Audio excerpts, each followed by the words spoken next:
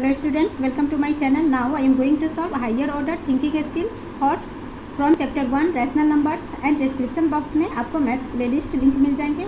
वहाँ पे क्लिक कर आप क्लास 8 की मैथ्स की ऑल वीडियो 1 by 1 देख सकते हैं. Now let's start from question 1 which is area of a square is 4 square meter more than 2 by 3 of the area of rectangle. यहाँ ध्यान से समझिए, एरिया ऑफ ए स्क्वायर करा है 4 स्क्वायर मीटर ज़्यादा है ना. एक स्क्वायर का एरिया 4 स्क्वायर मीटर ज़्यादा है किससे, then 2 by 3 of the area of rectangle. Rectangle के एरिया का है ना, जो 2 by 3 of area of rectangle, area of rectangle का जो 2 by 3 पार्ट्स है उससे ये 4 स्क्वायर मीटर एक्स्ट्रा है. If the area of a square 64 square metre. अब करा कि अगर एरिया ऑफ ए स्क्वायर क्या है 64 स्क्वायर मीटर है, then find the dimension of rectangle given that breadth is 2 by 5 of length. Length हमें दिए हुआ है, सॉरी लेंथ ब्रेथ दिए हुआ है 2 by 5 ऑफ लेंथ, यानी कि लेंथ का 2/5 हमारा ब्रेथ दे रखा है. ठीक है, तो यहाँ पे हम क्या करेंगे, फर्स्ट तो हम लेंथ को लेट कर लेंगे एंड देन हम ब्रेथ निकाल लेते हैं क्योंकि ब्रेथ हमारा लेंथ का 2/5 दिया हुआ है. तो चलिए इसे देखते हैं करके. हम लिख लेंगे let the length of rectangle be x metre. x metre हमने मान लिया, तो ब्रेथ क्या है दे रखा है कि लेंथ का 2/5 यानी कि 2 by 5 ऑफ लेंथ. तो क्या आ जाएगा 2 by 5 into x is equal to 2 by 5x या 2x by 5 भी लिख सकते हो आप इसे, और 2x by 5 दोनों एक ही बात है. ठीक है, अब हम एरिया ऑफ रेक्टेंगल निकाल लेते. तो area of rectangle L into b, clear.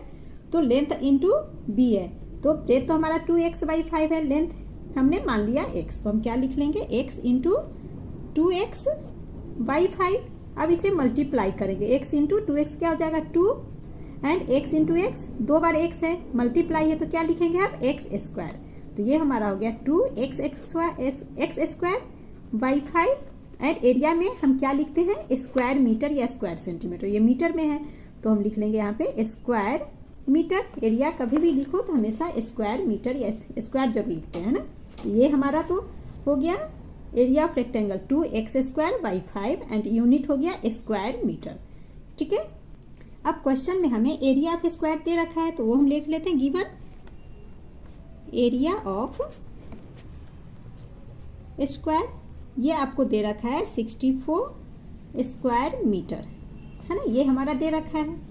और साथ ही हमारे क्वेश्चन के अकॉर्डिंग क्या करा है, area of square 4 metre extra है किसके 2 by 3 ऑफ रेक्टेंगल. ठीक है, तो वो हम लिख लेंगे. तो यहाँ हम लिख लेंगे एरिया ऑफ स्क्वायर, तो ये हमारा 2 by 3 करा उससे ज़्यादा है ना. 2 by 3 किसका एरिया ऑफ रेक्टेंगल, और एरिया ऑफ रेक्टेंगल हमने निकाला है 2x स्क्वायर बाई 5. तो लिख लेंगे 2 by 3 इंटू 2/3 है रेक्टेंगल के, तो ये लिख लिया हमने 2x स्क्वायर बाई 5 एंड इससे +4 है तो 4 मोर है तो मोर का मतलब +4 करेंगे इज इक्वल टू 64. अब यहाँ पे हमारा हो जाएगा 2 इंटू 2 4x स्क्वायर, क्योंकि कोई तो रिड्यूस नहीं हो रहा है तो हम लिख लेंगे 4x स्क्वायर बाई 5 3 जार 15 इज इक्वल टू, अब ये 64 माइनस 4 आ जाएगा. ठीक है, तो ये कितने हो गए हमारा, लिख लेंगे हम again 4x square by 15 is equal to 64 minus 4, ये हो गया हमारा 60. तो अब हम क्या करेंगे x स्क्वायर की वैल्यू निकाल लेंगे. तो यहाँ हम लिख लेंगे x square is equal to 15 and 60 cross multiply में आ जाएगा. तो लिख लेंगे हम 15 इंटू 60 बाय ये 4 नीचे आ जाएगा, तो ये हो गया हमारा 4 से 60 रिड्यूस हो जाता है 15 टाइम में. ठीक है, तो यहाँ पे देखिए x square equal to 15 into 15 यानी कि 15 2 बार है तो 15 स्क्वायर, तो इसे हम लिख सकते हैं x square equal to 15 square. अब देखिए इक्वल टू के इधर भी एक्स स्क्वायर है इधर भी स्क्वायर है, तो स्क्वायर से स्क्वायर रिड्यूस हो गया, तो हमारा क्या बन गया x इक्वल टू 15. तो देखिए x हमारा क्या हमने माना है length of rectangle x metre, तो x हमारा लेंथ निकल गया 15 मीटर.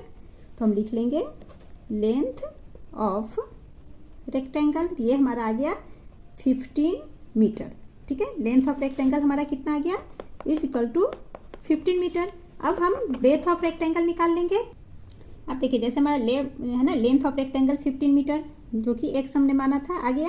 अब ब्रेथ हमारा हमने ब्रेथ को क्या लिया था 2x by 5 हमारा है ना, तो हमारा लिख लेंगे 2x by 5 तो x की वैल्यू 15 है तो लिख लेंगे 2/5 इंटू 15। 5 से 15 रिड्यूस हो गया 3 टाइम्स में, तो ये हमारा हो गया इक्वल टू 2 × 3 6 मीटर। ठीक है, तो breadth and length and breadth दोनों ही निकल गए, तो ये हमारा सॉल्व हो गया। Now question 2 is Rahul can do 2/7 of a certain work in 6 days. ठीक है, राहुल 6 डेज में 2/7 वर्क फिनिश करता है, while Suresh can do 3/5 of the same work in 9 days. उसी वर्क को सुरेश है ना 9 डेज में खत्म करता है, कितना उस काम का 3/5। They started work together but after 7 days Rahul left the work. दोनों ने साथ में काम स्टार्ट किया बट 7 दिन के बाद राहुल ने काम छोड़ दिया। Find in how many days Suresh can complete the remaining work. तो हमें फाइंड करना है कि सुरेश है ना पूरे वर्क को कितने दिन में कंप्लीट करेगा। तो हम लिख लेंगे Rahul can finish 2/7 work in is equal to 6 days. तो 2/7 वर्क है तो अब हम 1 डेज का निकाल लेंगे। तो Rahul can finish 1 work in is equal to, तो 1 वर्क कितने दिन में फिनिश करेगा, तो ये हो गया हमारा 6 डिवाइडेड बाय 2/7। तो इक्वल टू क्या हो जाएंगे 6 इंटू, और ये रेसिप्रोकल हो जाएगा तो 7/2। अब देखिए 2 से 6 रिड्यूस हो गया, 2 3 जार 6, तो ये हो गया 21 days. 3 into 7 equal to 21 days. ठीक है, तो 1 वर्क राहुल एक काम को 21 डेज में फिनिश करेगा। इसी तरह से अब हम सुरेश का निकाल लेंगे। तो हम लिख लेंगे सुरेश कैन फिनिश। अब सुरेश कितना वर्क फिनिश करेगा, तो 3/5 वर्क, ये है ना 3/5 of same work in is equal to कितने दिन में दे रहा है 9 डेज में।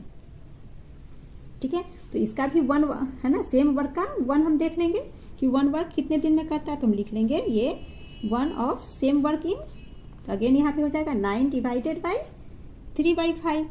तो ये भी हो गया 9 इंटू रेसिप्रोकल हो गया 5/3। ठीक है, 3 3 × 9, तो ये हो गया हमारा 15 डेज।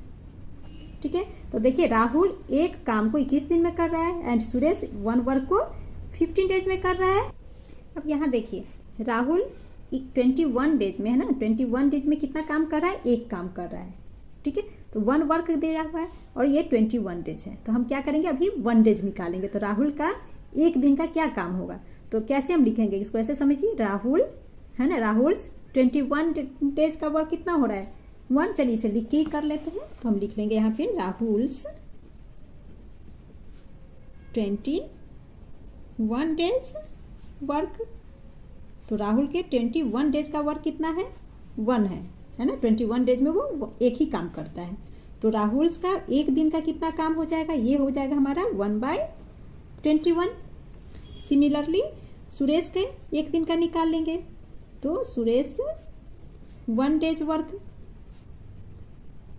इज इक्वल टू, अब देखिए यहाँ पे सुरेश के है ना एक काम 15 दिन में कर रहा है। ठीक है, तो 15 डेज है, तो यहाँ में 1 डेज निकालना, तो ये हमारा हो जाएगा 1/15।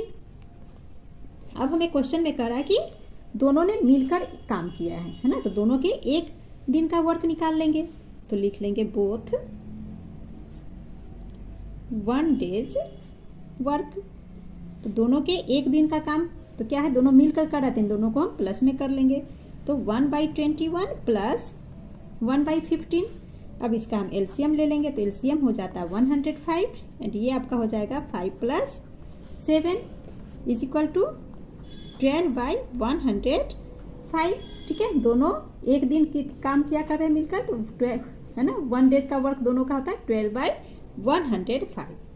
अब करा कि 7 डेज तक दोनों ने साथ में किया है ना, तो 1 डेज का हमने निकाल लिया, तो अब हम 7 डेज का निकाल लेंगे।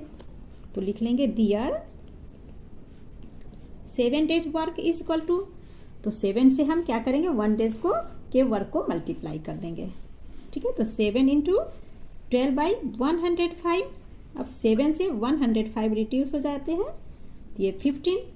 अब यहाँ पे हमारा हो गया 12/15 इक्वल टू 12/15। ठीक है, तो दोनों का 7 दिन में दोनों मिलकर 12/15 वर्क कर रहे हैं। अब रिमेनिंग वर्क हम निकालने हैं कि कितने बच रहे हैं ना, तो लिख लेते हैं remaining work is equal to, ठीक है, तो 1 वर्क में से एक माइनस होगा, तो 1 - है ना, जो 1 वर्क कर रहा है 21 डेज में, तो इसमें से हम बचे हुए वर्क को निकालेंगे कैसे, तो एक दिन के है ना एक वर्क में से हम क्या करेंगे 7 डेज के काम को माइनस कर लेंगे। ठीक है, तो 21 डेज में 1 वर्क कर रहा है तो 1 माइनस, और 7 डेज का है, दोनों मिलकर 7 डेज दोनों मिलकर करता है, तो जो जितना दिन दोनों मिलकर किए उतने दिन को माइनस करेंगे, तो ये हो गया 12/15। अब यहाँ फिर से हम एलसीएम ले लेंगे, तो ये हो गया एलसीएम में 15 एंड ये आपका हो जाएगा 15 minus 12 is equal to 3/15 work. Clear. अब रिमेनिंग वर्क बच गया। अब रिमेनिंग वर्क कौन कर रहा है, ओनली सुरेश करता है, क्योंकि राहुल ने काम 7 दिन बाद छोड़ दिया था। तो अब हम सुरेश का निकालना है हमें, तो हम लिख लेंगे Suresh can finish 1 work in 15 days, है ना। एक वर्क को कितने दिन में सुरेश करता है, एक दिन का काम 15 डेज में कर रहा है, तो फर्स्ट हम वही लिख लेंगे Suresh can finish 1 work in 15 days, और रिमेनिंग वर्क बचा है 3/5 15 वर्क, है ना। तो यही हम निकालेंगे सुरेश कैन फिनिश 3/15 वर्क, ये का वर्क बचे हुए है ना, इन इज इक्वल टू, तो ये कितना हो जाएगा 15 इंटू 3/15, तो यही लिख लेंगे 15 इंटू 3/15। अब देखिए 15 से 15 रिड्यूस हो गया, तो हमारा बच गया is equal to 3 days, which is the answer. So this has been completed. I hope you understood very well. Please like, share and subscribe my channel. Thank you.